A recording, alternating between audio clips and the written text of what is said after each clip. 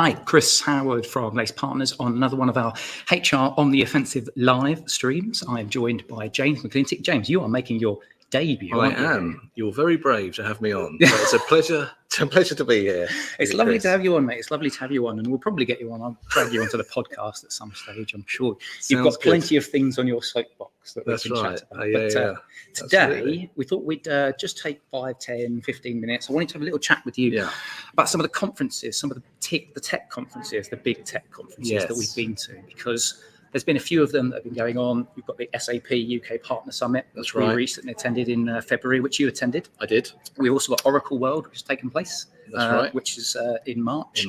And then, of course, upcoming later on in the year and stuff, you've got Workday Elevate. And there are other providers and technology events. There's lots of technology events that take place. I mean, I think it was last week or the week before was HR Technology. That's right. So lots of really, really interesting sort of shows. But we thought we'd just take a bit of time and I'd just pick your brains on some of the interesting nuggets that came out from the SAP and the Oracle one. And then perhaps we just touch on the Workday what's to come, event. Maybe. Yeah, what's to come. What's to come. Indeed. So let's kick off with the SAP then. So that was on 21st of February. You got yourself to Twickenham Stadium. So talk to me a little bit about it. In Twickenham Stadium, exactly. So I had visions of it being within the stadium itself, but it was in the conference room. You can't have everything. But what was interesting is this was SAP UK's first partner event, actually. So it's the first time I think they've got SIs and advisory partners, so we're an HR consultancy, as you know, along.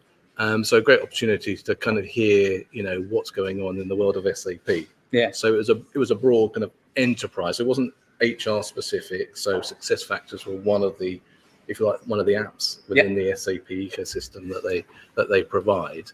But we heard some of the big topics. Yeah. And so talk to me about some of those big topics. Is there any kind of overall big message that came out there? Yeah, I think the thing that struck me about the SAP event was about moving to the cloud and customers moving to the cloud still. So it feels like old news, that, doesn't it? I mean, I've been talking about it. We've been talking about it for like over 10 years. But this is still the big message. And I guess it kind of makes sense because SAP, they're an ERP provider as well. So it's HR, it's finance, it's supply chain, it's customer relationship management, it's all of that. And so many organizations have got their ERPs intertwined in their business, and it's really hard to unpick all of that. And so there's still a lot of them that are on this on-premise or an install base. So there's a big message about moving clients to the cloud, and how partners such as Lace Partners and so the SIs can help their customers to move on that journey in particular. So this was the big message, I think, really, from the SAP event. Now, there is a date. So December 2027 is the date that you need to move off your SAP ECC install. Okay. Other extensions are available for support, but you want to kind of try and manage around that if you can. And so if you are on premise, you need to be thinking about your journey and preparing for that. Yeah. So that was a big message from SAP and looking on their partners for that support particularly. Yeah. Another big message that won't surprise you, Chris, is AI. Yeah, so I was going to ask you about this one because I feel like lots of people are doing lots of talking about AI. And I'm not just talking about the tech here. It's consultancies like us. It's HR businesses. You've got all types of businesses. Like, how is it going to impact us? How's it going to impact our workforce? Yeah. We are talking about it a little bit on our Demystifying HR Op Models campaign. We'll be running through some blog content and podcasts. We'll be touching on that. We've had Charlie on the live stream also talking about, what are some of the legislative bits that are coming out of it. And we've got our talent and skills campaign, more to come on that in a few months' time. We're just teasing that for now. But what was the talk around AI at the SAP conference? Yeah, so I mean, SAP have got a broad technology stack. It's quite evolved, it's mature. There's some complexity around it, but the message that I took away was that they're not building their own LLM to use the AI. Large language models. Correct. To use the jargon. Well done. Yeah. And they're really looking at their partners to help plug in some of that intelligence, AI, Gen AI thinking. But having said all of that, you have got AI built into particularly SuccessFactors, which is the HCM application, which we're particularly interested in, right? And I think there are a lot. What I really like about it, and I got a look at the product there with the team.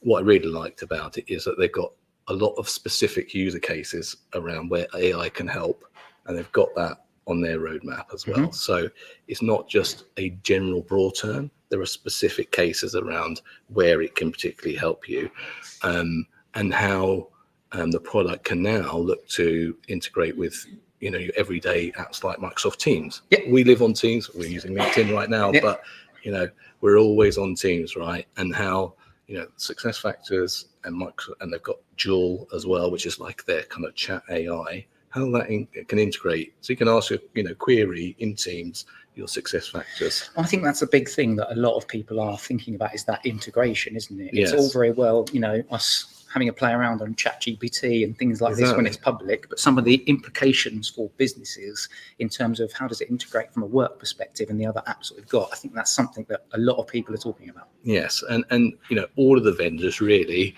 have got this sort of mix of public and private cloud.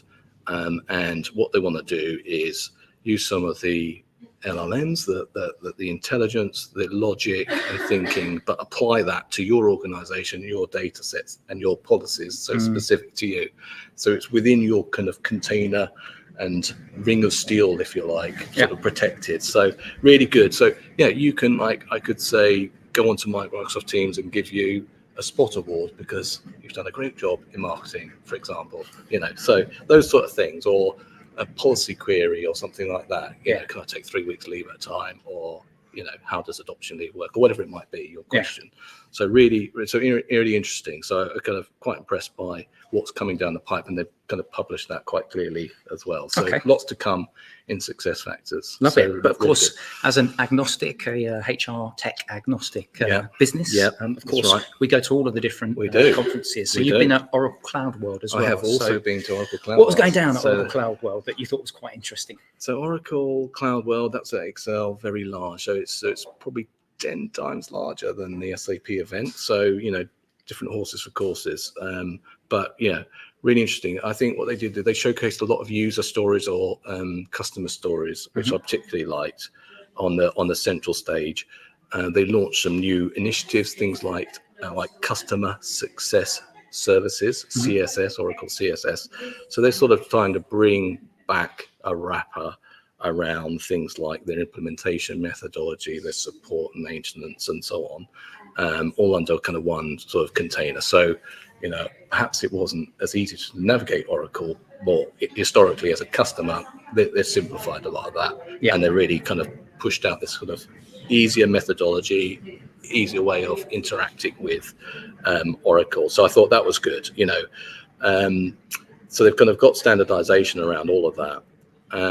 We did get to look at the product as well, which was good. So again, it looks really clean. They've really spent a lot of time and investment on the UX. They call this Redwood sort of design ethos, if you like, and that really comes through. I've always felt that Oracle has got a good, clean look and feel. Having implemented it many years ago, it's quite simple back then. But that simplicity is in their design is still really there and intuitive.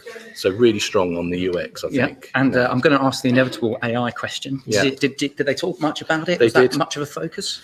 Yeah, they did talk about it. They talked about how AI can help, you're in the app and, how it can help create job descriptions, for example, on the spot, how you can identify gaps. So, if you're a candidate and you're applying for a job, you can assess yourself against before you apply a job. Well, how am I going to fare?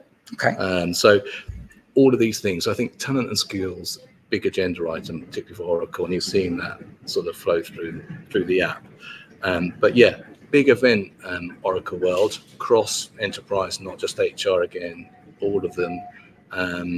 And so, big talks and things like that. Really interesting stuff from Oracle. Yeah, certainly. I think the talent and skills thing is in AI. That's where I've heard a lot of where that's being implemented. We have our shared services forum, and I know that those guys have talked about Yes. AI and the impact of that, particularly in that talent space. So again, as I said, just kind of like as a little bit of a teaser, we'll be talking about that. We've got a campaign that we'll start to look at, skills-based organizations and things like that. I'm not going to give too much away there because we're still in the process of mapping that one out. But we've got Workday Elevate. Yep, coming Workday, up. Just to finish on Oracle. Yes, sorry, go on. One more thing on Oracle. They do also practice what they preach, and I know the other vendors do this as well. But their HR function use Oracle Fusion. So and they told their own personal story, their own internal story about how Oracle HR are using Oracle Fusion, which is also good. So, and then just moving from spending less time preparing data to more time. We don't argue over the data. We look at the insights it's showing us. So they've done a lot of work internally to use Oracle for themselves, which is also quite a great story. Yeah, definitely. So Elevate, Workday Elevate, because of course we'll be along there meeting our. That's right. Well, we're friends with Oracle. We're friends with SAP. We're friends with the great guys at Dayforce as well. That's right. We spend a lot of time looking at the different scouring the market, the different types of techs that are out there. But from your perspective, is there any kind of things that you think, given that you've been to the SAP conference, you've been to the Oracle conference, and we're going to be at Workday Elevate, is there anything that you would pick out and say it would be interesting if they talk about X or Y? Yeah, I mean, again, I think Workday are going to be talking a lot about customer stories and sharing those. So I'd expect to see that on the agenda. What I'd like to see a bit about is how they're going to tackle global payroll. So they've got payroll natively in their application in certain markets like US, UK, France, and so on. But how does that work with outsourcing and broader kind of organisations and so on? So I would like to see that on there. It might be on the agenda, but organisations are looking at that. I think also it would be interesting to see about optimization. So how can you get the best out of the product as well? I think that'd be really interesting. Again, Workday have been on the AI as you'd expect bandwagon for some time. It's not new for them, and they've kind of got that ready. So I think whatever screen you're in, whatever process you're navigating, whatever you're looking for, I believe they've got like an AI button effectively. So it's about how to push a recommendation to the user, to the customer, to the employee, to the manager. So what is this data telling me? I think that will give you real value, so you kind of don't have to look through reams and reams of data sets. So again, I think that would be really interesting to learn more about, how you can get the most out of the tool and how you can optimize it as well. Yep. Because it's a big investment. Oh, right? Definitely. Yeah, of course. And Elevate obviously taking place in May. And then as I kind of touched on, will most likely be around Ceridian, the Dayforce platform, and they've got their Insights, I think, event in November. That's right. Yeah. So quick one today, just a quick one to have a quick broad look at all of the different types of the top tier sort of platforms, if you like, the tier one platforms. Of course, we will most likely come back. I might drag you on to do a bit of an analysis of the Workday or maybe the Force event as well later on in the year. But James, thank you very much. Thank you, Chris. Hopefully you've enjoyed that. Please feel free to let us know what you think. And again, we'll do more of these types of check-ins over the next sort of year or two. So thank you very much. And see you later. Thanks so much. Cheers, guys. Bye.